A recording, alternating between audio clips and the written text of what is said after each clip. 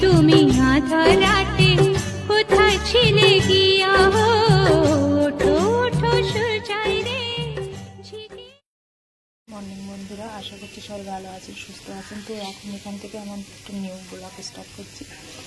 তো আজকে কী কী রান্না করছি একটু হালকা করে আপনাদের সাথে শেয়ার করি। এখানে মোগলা মাছ ভেজে নিয়েছি কিছুটা, আর বাকিটা কাটা হচ্ছে, সম্পূর্ণ এখনও কাটা হয়নি, কিছুটা কাটা হয়ে গেছে। আমি কিছুটা নিয়ে ধুয়ে পরিষ্কার করে ভেজে নিয়ে নিয়েছি, আর চিংড়ি মাছ কাটা হচ্ছে। তো এখানে মৌরলা মাছগুলো আমি ভেজে তুলে নিয়েছি, আর এখানে তো মশলা করছি, আর এখানে কলা আলু সেদ্ধ করে নিয়েছি। এই যে কলা আলু সেদ্ধ করে নিয়েছি। এখানে যে মশলা করছি, মশলার ভিতরে দিয়েছি টমেটো, তেজপাতা, লঙ্কা, জিরের গুঁড়ো, মরিচের গুঁড়ো, লবণ, হলুদ সব একসঙ্গে দিয়েছি। দিয়ে আমি ভালো করে ম্যারিনেট করে ভালো করে মশলাটা করে নিলাম। মশলাটা হয়ে গেছে। এবার এখানে যে কলা আলু সেদ্ধ করা আছে এইগুলো আমি এর মধ্যে দিয়ে দিলাম, দিয়ে ভালো করে মিক্সড করে নেব।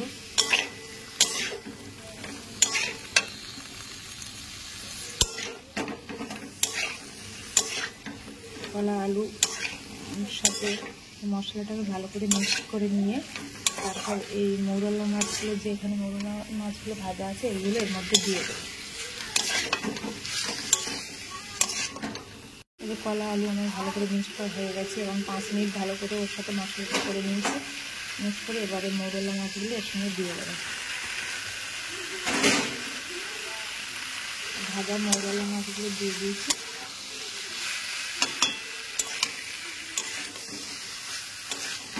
আর এর সাথে আর একটু মিক্স করবো, মিক্স করে একটু কষাই করবো।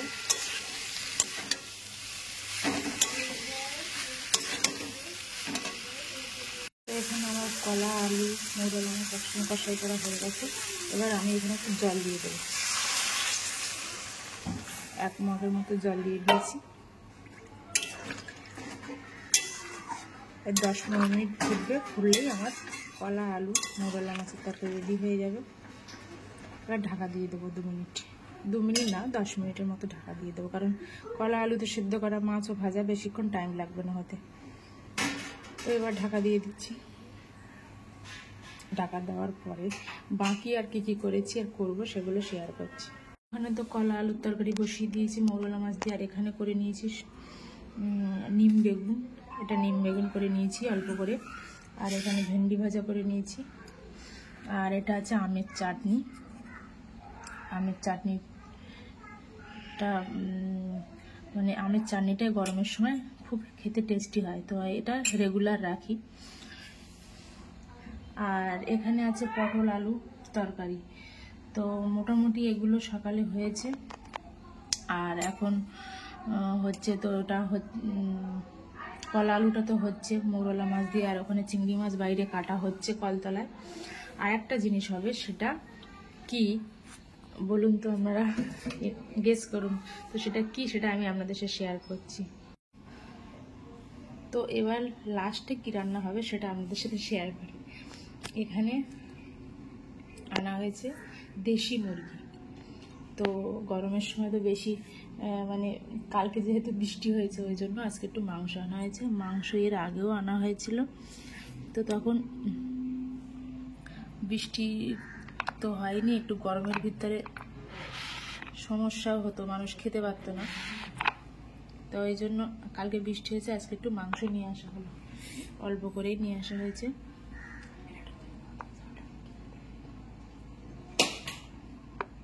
তো এখানে আছে মাংস, আর এই মাংসটা আমি কি দিয়ে করব সেটা আপনাদের সাথে শেয়ার করব। তো এখন আমি মাংসটা ম্যারিনেট করে রাখবো। কি দিয়ে ম্যারিনেট করছি সেটা দেখাই। এখানে আছে হলুদ, লবণ, জিরার গুঁড়ো, ধনের গুঁড়ো, আর কালো মরিচ, মানে ব্ল্যাক পেপার যেটা বলে। তো এই উপকরণগুলো আমি সব এর মধ্যে দিয়ে দেব, সব দিয়ে দিলাম। আর এখানে একসঙ্গে পেস্ট করা আছে আদা, পেঁয়াজ, রসুন একসঙ্গে আছে। এর থেকে আমি অর্ধেকটা মশলা নিয়ে নেব। অর্ধেকটা মশলা এতে দিয়ে দেবো, পুরোটা দেবো না, কারণ ম্যারিনেট করব অর্ধেকটা দেবো, আর অর্ধেকটা যখন কষাই করব, মশলা করব, মশলার মধ্যে অর্ধেক দিয়ে দেবো। তো অর্ধেকটা পরিমাণ দিয়ে নিয়েছি, আর বাকিটা থাকবে। আর এখানে আছে দই, হ্যাঁ এখানে আছে দই, এখানে আছে দুধ, আর এখানে আছে, এটা আছে কেওড়া জল। তো কেওড়া জল আর দুধটা এখন লাগবে না, এখন ম্যারিনেটের সঙ্গে আমি দেবো দই। এখান থেকে 1 চামচ দই নিয়ে নেব, বেশি দেবো না, এখন দই নিয়ে নিলাম, 1 চামচ আর 1/2 চামচ দই দিয়ে দেব। দিয়ে এটা আমি ভালো করে হাত দিয়ে ম্যারিনেটটা করে নেব। ও আর এর সঙ্গে একটু তেল দিয়ে দিতে হবে। এবার এর সাথে আমি দিয়ে দিচ্ছি একটু তেল,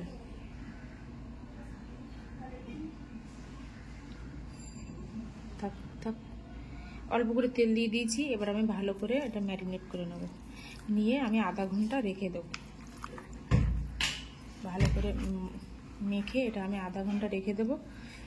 দেওয়ার পরে বাকি কি করব সেগুলো আপনাদের সাথে শেয়ার করব, ঠিক আছে? তো আমি ভালো করে তাহলে মাংসটা ম্যারিনেট করে রেখে দিই। আর এখানে যে দুধ আছে, একটা কথা বলি, দুধে আমি কেওড়া জল, এই যে বোতলের কেওড়া জল আছে, এটা আমি 1 চামচ এই দুধের সাথে মিশিয়ে দেবো। দিয়ে ওই কেওড়া জলটা অন্তত 15 মিনিট রেখে দেবো দুধের সাথে মিশিয়ে, দিয়ে ম্যারিনেট, আর এদিকে মাংসটা ম্যারিনেট করে রেখে দেবো। দিয়ে আমি অন্য সবজিগুলো ভেজে নেব। এখানে রেখেছি ক্যাপসিকাম, আর এখানে রেখেছি আলু। তো ক্যাপসিকাম আলুটা আমি এর মধ্যে ভেজে নেব, এই আধা ঘন্টার ভিতরে ভেজে নেব। নিয়ে তারপরে বাকি কিভাবে মাংসটা রান্না করি দুধ দিয়ে আজকে, সেটা আমাদের সাথে শেয়ার করবো। দেখতে থাকেন ভিডিওটা। তো আলু ভাজা এখানে আমার কমপ্লিট হয়ে গেছে। এবার আলুগুলো সব তুলে নেব এক এক করে। আলুগুলো সব তুলে নেব, নিয়ে তারপর ক্যাপসিকামটা দেবো। তো আমি আলুগুলো ভেজে তুলে নিয়েছি। এবার যে ক্যাপসিকামগুলো কাটা ছিল সেইগুলো ওই তেলেই ভেজে নিচ্ছি। আবার যে আলু ভাজলাম যে তেল, ওই তেলে ক্যাপসিকামগুলো ভেজে নিয়েছি। অর্ধেক মানে পুরোটা একদম লাল লাল করিনি, কিছুটা ভেজে নিয়েছি। এবার এর সাথে আমি অ্যাড করব, এখানে যে পেঁয়াজ রসুন ছিল সেই পেঁয়াজ রসুনটা অ্যাড করে দেবো। পেঁয়াজ রসুনটা অ্যাড করে দিলাম, দিয়ে এর সাথে মিক্স করব। আর ওখানে তো ম্যারিনেটের সময় মশলা দিয়েছিলাম, আর বাকি নিজেদের আইডিয়া মতো আর কি কতটা লাগবে সেটা বাকি আমি আইডিয়া মতো আর একটু মশলা নিয়ে নিয়েছি। মশলা করার সময় লবণ, হলুদ, কাশ্মীরি লঙ্কা, আর লঙ্কা, কাঁচা লঙ্কা, আর এখানে আছে লবঙ্গ, আর ভুলে যাচ্ছি এই যে লবঙ্গ যে 3 প্রকার এগুলো থাকে সেগুলো সব নিয়ে নিয়েছি। দারচিনি, লবঙ্গ, এলাচ, এগুলো সব একসঙ্গে এই মশলার সঙ্গে দিয়ে দেবো। দিয়ে ভালো করে মিক্স করবো।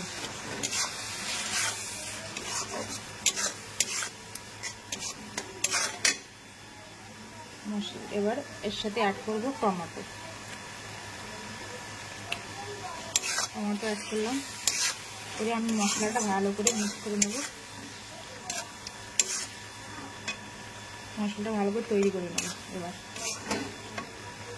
এখানে আমার মশলাটা করা হয়ে গেছে। এবার আমি এখানে একটু অল্প করে বিরিয়ানির মশলা নিয়ে নিয়েছি। অল্প করে বিরিয়ানির মশলা আর গরম মশলা একসঙ্গে একদম 1 চামচের মতো, 1 চামচও পুরো হবে না, 1/2 চামচের মতো নিয়ে নিয়েছি। নিয়ে মশলার সাথে এটা দিয়ে দিলাম।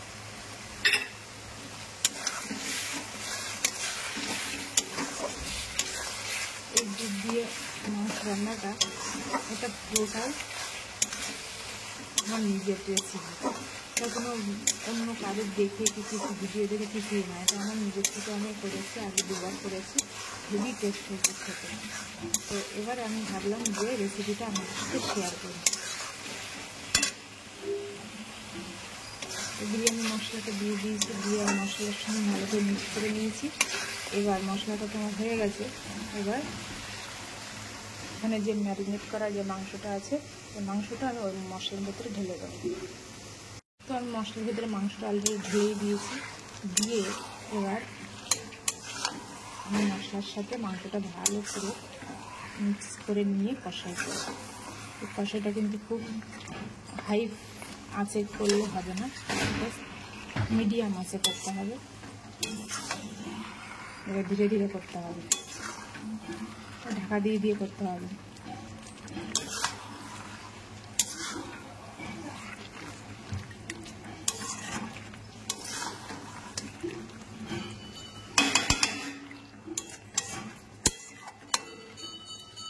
তো আমি ভালো করে মিক্স করে নিয়েছি, এবার ঢাকা দিয়ে দেবো।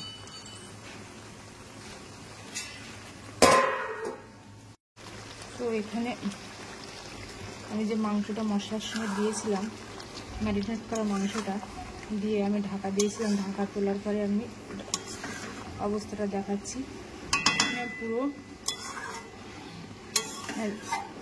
আরও দুধ দেওয়ার আগেই এই অবস্থা, যা এসছে না গ্রেভিটা, দারুণ। এবার আমি এর সাথে যে আলু ভেজে রেখেছিলাম এখানে, সে আলুগুলো দিয়ে দেবো। ভাজা আলুগুলো দিয়ে দিলাম, দিয়ে আর একটু মিক্স করে দিলাম।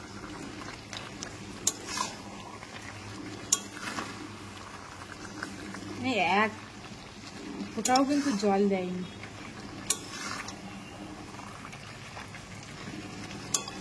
তাতেই মাংসের এই অবস্থা।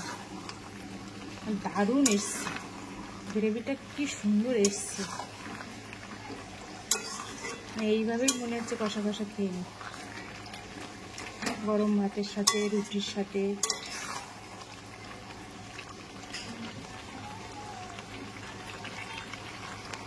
এবার এর সাথে আমি একটা জিনিস অ্যাড করবো, সেটা আগেই আপনাদের একটু দেখিয়েছি, সেটা হলো দুধ।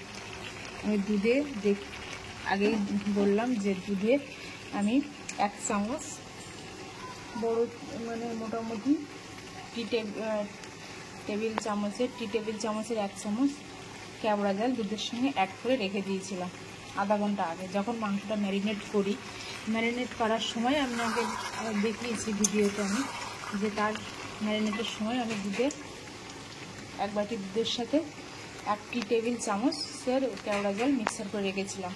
এবার এই দুধটা আমি এই মাংসের সাথে অ্যাড করব। আর ম্যারিনেট করার সময় টক দই দিয়ে ম্যারিনেট করে রেখেছিলাম। আর মশলাগুলো তো দেখালাম কী কী দিয়েছি। এবার দুধটা আমি অ্যাড করব, কোনো জল দেবো না কিন্তু। এই দুধটা কিন্তু পিওর, দুধে কোনো জল দেওয়া নেই কিন্তু। যে প্যাকেট দুধ, রেড কাউয়ের যে 500 প্যাকেট দুধ, সেটাই দিয়ে দিলাম।